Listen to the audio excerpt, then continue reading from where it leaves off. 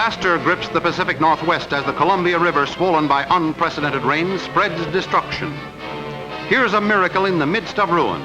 But the greater miracle is that more lives are not lost as raging waters spread over farms and villages in both the United States and Canada. Thousands are homeless and flee for safety, with the damage running into the millions. Relief supplies are brought in by boat to the survivors, and for weeks throughout the Fraser Valley, the flood hides details of the tragedy.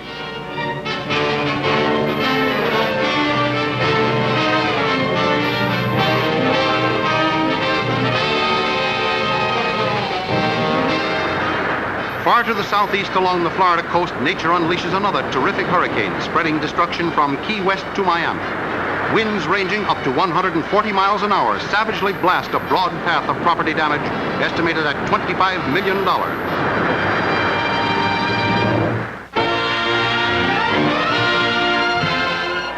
Enormous crowds turn out in Amsterdam to say farewell to Queen Wilhelmina, abdicating after 50 years and now leading the cheers for her daughter, Juliana.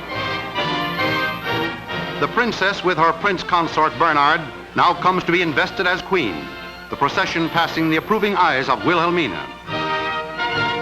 Here in the 15th century cathedral, Juliana takes the oath in a colorful ceremony and then is cheered to the echo as she assumes the difficult task of leading her country through the trials and problems besetting the post-war world. The Dutch leave no room for doubt that they stand solidly back of the House of Orange.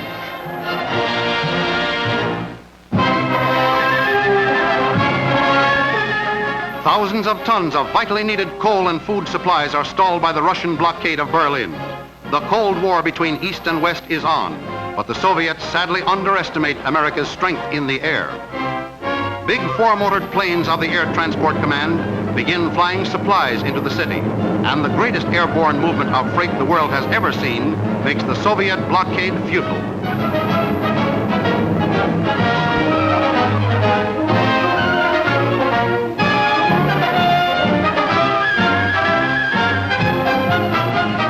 Meanwhile, in Berlin, tension mounts and violence frequently occurs between communists and Germans of the city's western zone.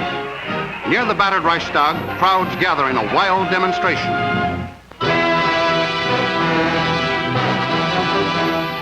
French recovery is seriously set back by a communist-directed strike in the coal industry, closing down desperately needed mines.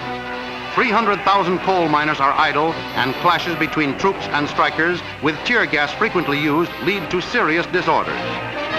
Some 40,000 reservists are called to the colors, and of course there is shooting, with the crisis assuming proportions of an insurrection.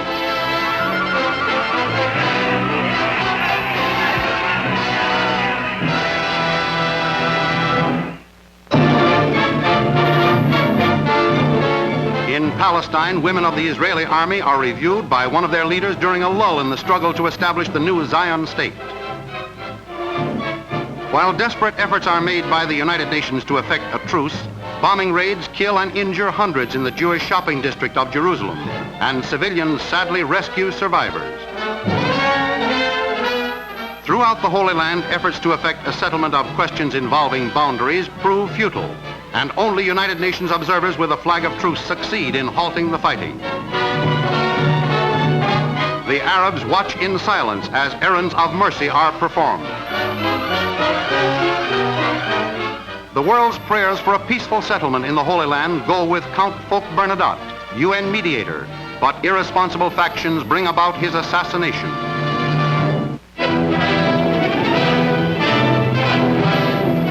While U.S. Secretary of State Marshall and representatives of South American republics meet in Bogota to discuss questions of reconstruction and unity, a leader of the Colombian Liberal Party is killed and revolution flames in the capital.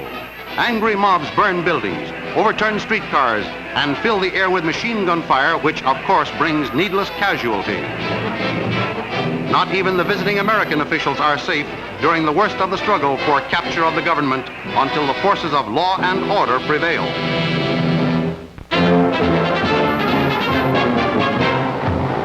The 92-ton Lockheed Constitution, world's biggest land plane, is tested.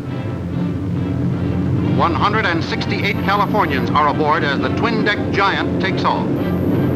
Next stop, across the continent 10 hours later, at the Patuxent, Maryland Naval Air Station, and her crew of 12 puts her down like an airborne feather. The Air Force reveals the McDonnell XF, sometimes called the Parasite plane.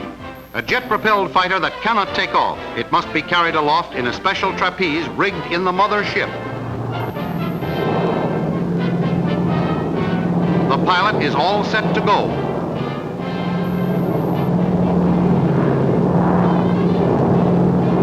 He's on his own now and ready to fly at a speed faster than sound. Reducing speed, he is picked up by the B-29. 76 flying boxcars and 2,200 paratroopers of the famed 82nd Airborne swing into action in the biggest training maneuver since VJ Day.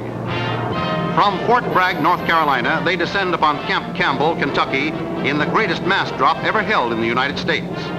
Virtually all the men and their equipment are pinpointed precisely on the target. A stunning success and reassuring to the nation as air power proves ready. Another display of growing aerial might is seen at Andrews Field as Lockheed Shooting Stars put on a breathtaking display. The noise is deafening as the sleek jets flash over the field. And actually, they are far away before the sound of their exhausts reaches the ground.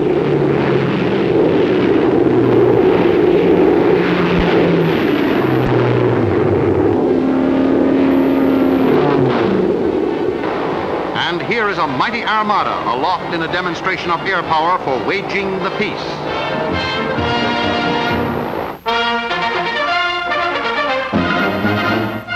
America goes to the polls on November 2nd to elect a president. The Republican candidate, Governor Thomas E. Dewey of New York, campaigns on the theme of unity and competence in government. President Harry S. Truman, called to office from the vice presidency on the passing of Franklin Delano Roosevelt, asks the voters to keep him in the White House for a full term and the Democratic Party in power for another 4 years. Shortly before noon on Election Day, the Republican nominee goes to the polls, supremely confident of a landslide victory that is practically conceded by many Democrats. President Truman, no less confident, goes to the polls early in Independence, Missouri, accompanied by his staunchest supporters, Mrs. Truman and daughter Margaret.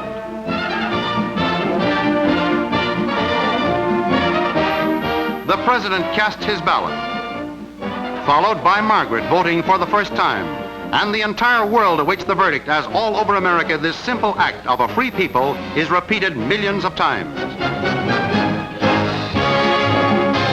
The nation is amazed by Harry S. Truman's victory. All my efforts will be devoted to the cause of peace in the world and the prosperity of our people here at home. President Truman goes back to Washington for 4 more years, the greatest political upset in American history.